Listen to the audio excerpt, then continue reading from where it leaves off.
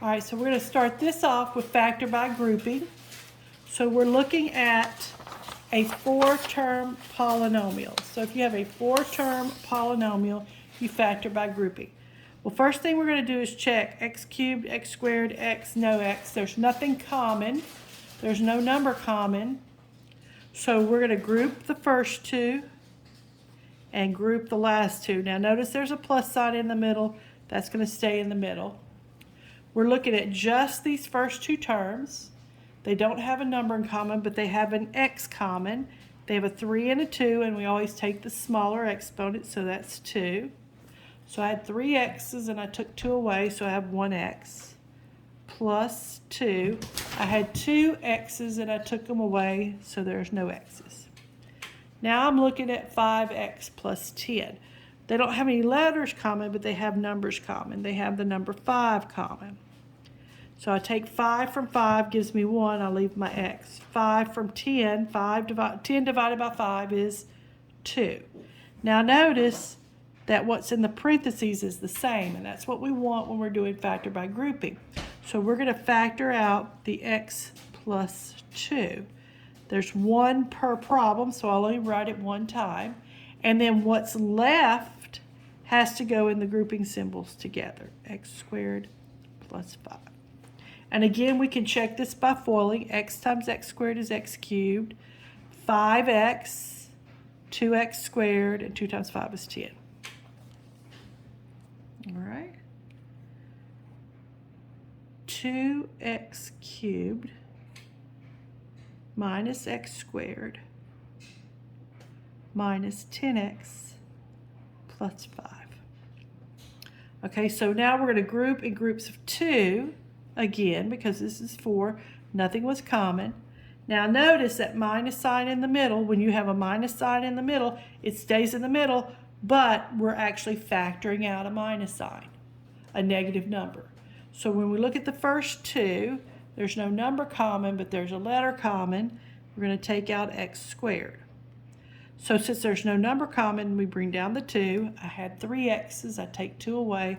I'm left with 1x minus. I had 2 x's. I take 2 away. There's nothing there. But remember, like I said earlier, up here, or in the last video, if there's everything goes away, we have a 1 that's common. So there's a 1 common here. All right. Now looking at this, 10 and 5. 10 and 5 have a 5 in common. Now look, we're factoring out a negative 5.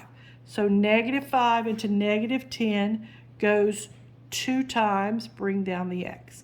Negative 5 goes into negative 5, negative 1 times. Okay. So now we're going to take out our common factor of the 2x minus 1. And there's 1 per group, so I'm only taking out 1. And so we're going to put together what's left. So x squared minus 5 goes together. And again, 2x times x squared is 2x cubed. 2x times negative 5 is negative 10. Negative 1 times x squared is negative x squared. Negative 1 times negative 5 is positive 5. Okay?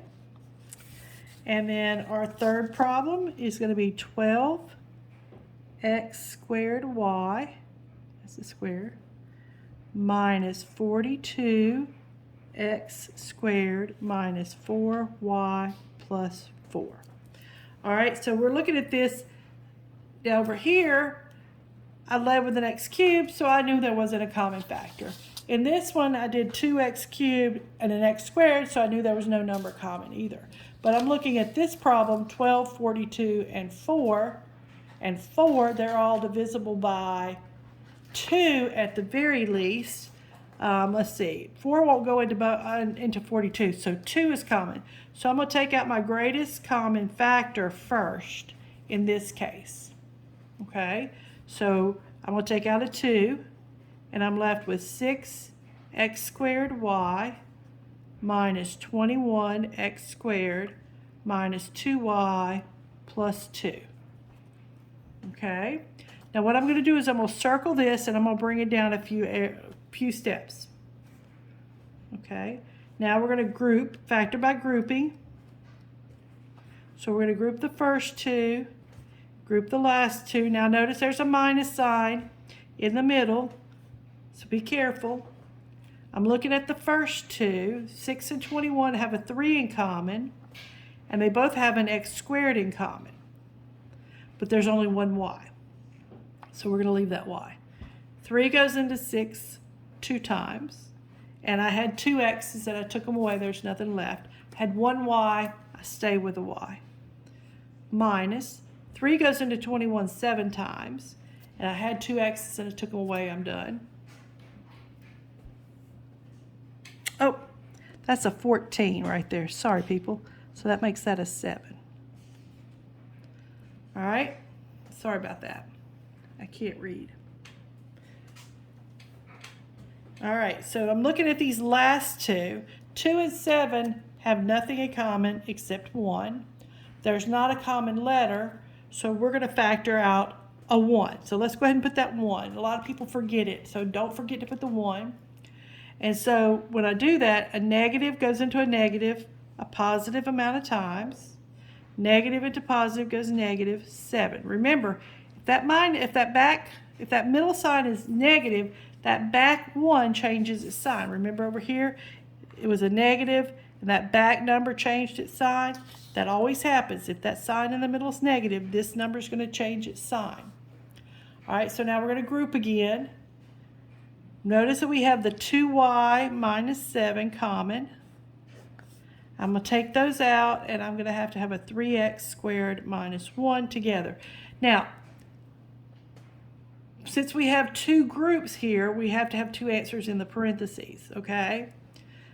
So be careful. Don't forget that 1, because if you forget the 1, a lot of people put 3x squared minus parentheses. But I got to have a number. If I got a minus sign, I got to have something behind it. Now, the other thing is, notice I have an arrow pointing to where I'm at.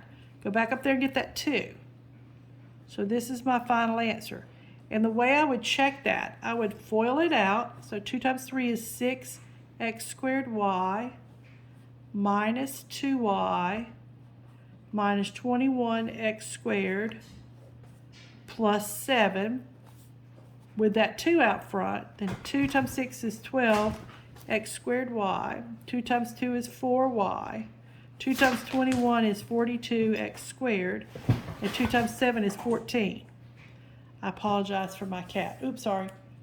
So if you look back, 12x squared y, negative 42x squared, negative 4y, positive 14. All right.